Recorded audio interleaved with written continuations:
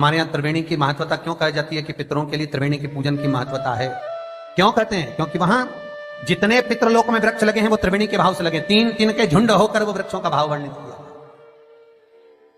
सब जगह पर दर्शन करेंगे तो एक एक वृक्ष मिलेंगे, कहीं आंवले का मिलेगा, कहीं पीपल का मिलेगा, कहीं बड़ का मिलेगा, कहीं शमी का मिलेगा। पर पितृलोक में जितना बड़ा पितृलोक है उस पितृलोक में जितने वृक्ष मिलेंगे सारे त्रिवेणी के भाव से मिलेंगे, तीन तीन वृक्ष का एक भाव। इसलिए हमारे यहाँ त्रिवेणी की जरा महत्वता रहती है पूर्वजों के लिए, पितरों के लिए। पर शिव महापुराण की कथा कहती है त्रिवेणी का पौधा घर में नहीं लगाया जाता। कई कई लोग इतने चतुर होते हैं कि घर में ही त्रिवेणी लगा लेते हैं, कि गमले में आंवला लगा लिया, पीपल लगा लिया, बड़ लगा लिया। तो ये त्रिवेणी का जो पौधा होता है ये बाहर होना चाहिए, घर के अंदर नहीं होना चाहिए। हाँ, आंवले का पेड़ आप अलग से लगा लो, चल जाएगा। पीपल का पौधा छोटा लगाओगे, थोड़ा समय तक, जब तक पीपल बड़ा ना हो, तुम्हारे सिर पर छाया नहीं हो, तब तक तो आप घर के अंदर लगा सकते हो। पर पीपल बड़ा हो जाए और उसकी छाया आपके सिर पर आने लगे तो उस पीपल को घर में नहीं रखना, उसको बाहर लगाना। आंवले का पौधा आपको बड़ का पौधा छोटा हो, उसकी छाया ना पड़े, तब तक आप पूजन के लिए लगा लो, मना नहीं है। पर बाद में जब छाया सिर पे आने लगे तो बड़ को भी आपको बाहर लगाना पड़ेगा। केवल आंवले का पौधा ऐसा होता है जो घर के अंदर आप लगा सकते हो। शमी का पौधा घर में लगा सकते हो, पर शमी का पौधा भी जब बड़पन में आ जाए, बड़ा हो जाए, तब उसको भी हटाना पड़ेगा।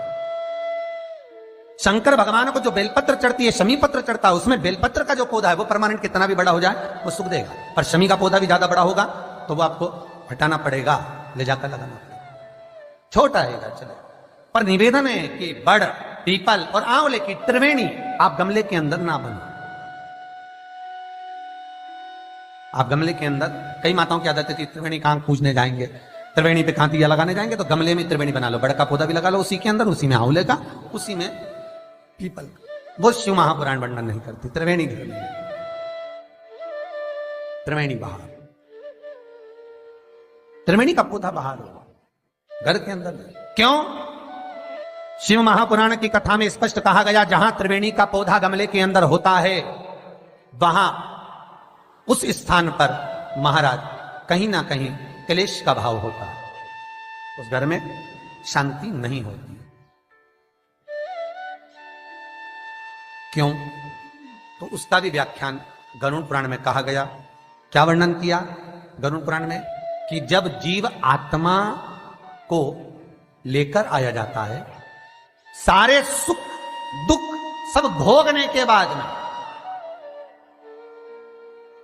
कुछ समय के लिए उसको पितृलोक में जब लाया जाता है, तब पितृलोक में आने का जो प्रवेश द्वार है, उस द्वार में जब वो जीवात्मा सारे दुख भोग कर, तकलीफ भोग कर वो जीवात्मा जब प्रवेश करती है तो उसको लगता है कि यहां पर फिर मुझे कहीं तकलीफ का अनुभव होगा, तो वो अंदर प्रवेश नहीं करती है। त्रिवेणी का जो पौधा होता है उसी पौधे के नीचे वो जीवात्मा कुछ देर विश्राम कर लेती है। इसलिए शिव महापुराण कहती है त्रिवेणी बाहर पूजी जाए, त्रिवेणी बाहर लगाए। पर त्रिवेणी का पौधा घर के अंदर गमले में रहेगा। जीवात्माओं को जैसे दुख का भान होता है तो विश्रांति लेते हैं, तो आहूत पितर वासुक जो प्रेत योनि में भटकने वाले भी जीव होते हैं वो त्रिवेणी के नीचे कुछ समय के लिए विश्राम लेते हैं। विश्राम महाराज विश्राम। तो शिव महापुराण में और गणेश पुराण के अंदर एक बहुत सुंदर प्रसंग है। गणेश पुराण में जैसे दुर्गा का प्रसंग कहा गया है, कल उस प्रसंग को थोड़ा वर्णन करेंगे गणेश पुराण के, कि कौन सी दुर्गा किस चीज के लिए लाभदायक है।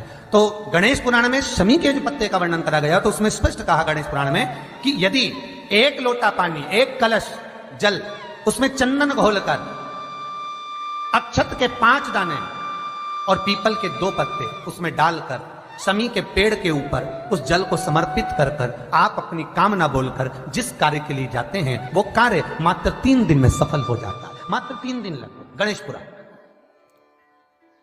शमी पत्र का, शमी का जो पौधा आपको कहा था, बेलपत्री माता पार्वती के नैनशूल से प्रकट हुई, रुद्राक्ष का पौधा शंकर भगवान के नैनशूल से प्रकट हुआ, और शमी का जो पौधा है वो उमा और महेश, माता पार्वती का जो एक अवतार हुआ था उमा अवतार। तो माता पार्वती, तो 52 अवतार माता पार्वती के हुए हैं, उसमें एक अवतार माता पार्वती का उमा अवतार है। तो उमा अवतार जब माता पार्वती का हुआ था तो उसके साथ में शंकर भगवान को महेश्वर अवतार लेना पड़ा।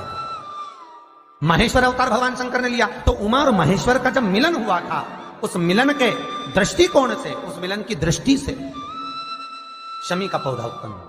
शंकर भगवान की जो जलाधारी है, बस उस जलाधारी का मुख उत्तर का होना चाहिए। घर में भी अगर शंकर भगवान का शिवलिंग रखते हैं अपन, तो शंकर जी की जो जलाधारी का मुख होता है वो उत्तर का होना चाहिए। उत्तर।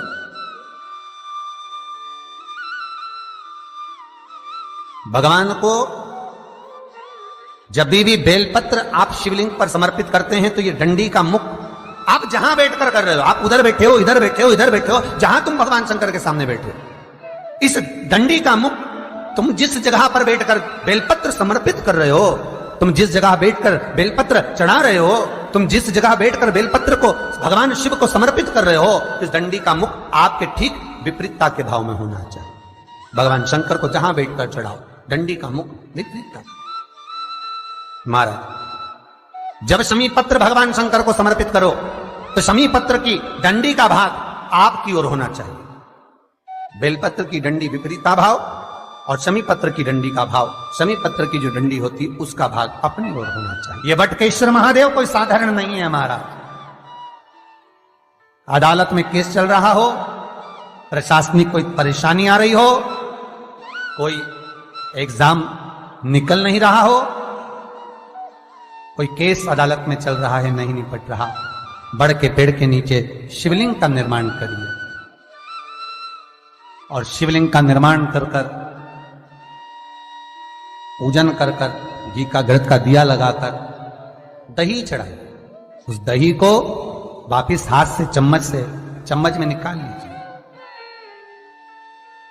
उस दही को रख लो, शिव जी की पूजन अर्चना कर कर भगवान भोलेनाथ के शिवलिंग का विसर्जन कर दिया।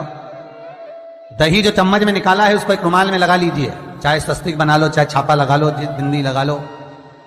उस रुमाल को जिस एग्जाम में बैठ रहे हो उसमें जेब में रखकर ले जाइए। अदालत जा रहे हो तो उसको अपनी जेब में रखकर लेकर जाइए। महाराज, बटकेश्वर महादेव का पूजन, बटकेश्वर महादेव का स्मरण, बटकेश्वर महादेव की आराधना, बटकेश्वर महादेव का नाम जाप, बटकेश्वर महादेव की अर्चना फल देते। बटकेश्वर